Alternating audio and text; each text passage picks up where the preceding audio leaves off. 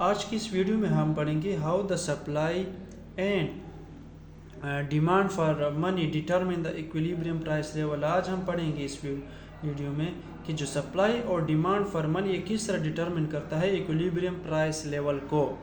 ठीक है, equilibrium price level वो होता है कि जहाँ पर इक्विलिब्रियम वैल्यू ऑफ मनी, जो वैल्यू ऑफ मनी और जो प्राइस लेवल होता है वो बिल्कुल सेम होता है। ठीक है, ये इक्विलिब्रियम प्राइस लेवल है।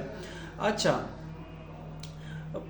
सबसे पहले हम इसको आइडेंटिफाई करते हैं ग्राफ को। ये वैल्यू ऑफ मनी है लेफ्ट साइड पे, और राइट साइड पे हमारे पास प्राइस लेवल है।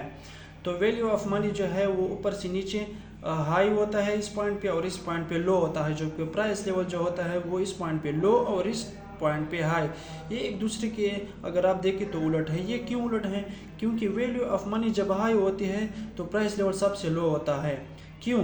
क्योंकि जब किसी भी मुल्क की करेंसी बढ़ती है, उसकी वैल्यू बढ़ती है, तो हमारे पास प्राइस जो वो लेवल होता है वो घटना स्टार्ट होता है। आप कम पैसों से ज़्यादा चीज़ें खरीदते हो। ठीक है, तो वैल्यू ऑफ मनी जब लो होती है तो इस पॉइंट पे हमारे पास सबसे हाई होता है प्राइस लेवल। आपकी जो करेंसी होती है किसी मुल्क की, उसकी जो वैल्यू वो वैल्यू घटना स्टार्ट हो जाती है, वैल्यू कम हो जाती है, तो आप ज़्यादा पैसों से कम चीज़ें खरीदते हो। ठीक है, और इकानमी डिक्लाइन होना स्टार्ट हो जाती है, वो खसारे का शिकार बन जाता है वो मुल्क का।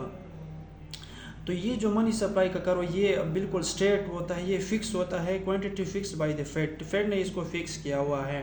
ठीक है, और ये कंसेप्ट हम क्लासिकल कंसेप्ट पढ़ते हैं।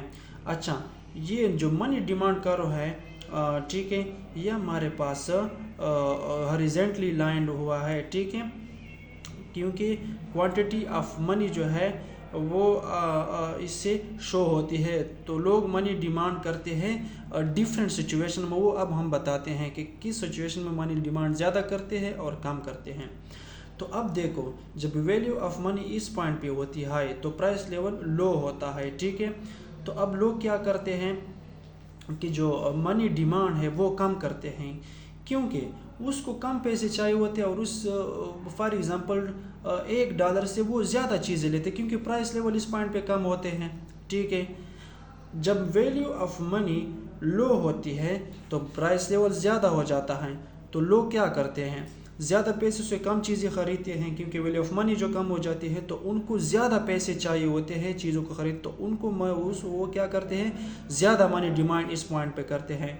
तो क्लासिकल इकोनॉमिस्ट कहते हैं कि लॉन्ग रन में क्या होता है, ये जो अनबैलेंस्ड सिचुएशन आ जाता है यहाँ इस पॉइंट पे या इस पॉइंट पे, तो वो खुद ब खुद सेट होता है और एक इक्विलिब्रियम प्राइस लेवल पे आ जाता है जो ए का पोजीशन है। ये इक्विलिब्रियम प्राइस लेवल, यहाँ पे वैल्यू ऑफ मनी और प्राइस लेवल सेम हो जाते हैं और ये सिचुएशन लॉन्ग रन में बैलेंस हो जाता है।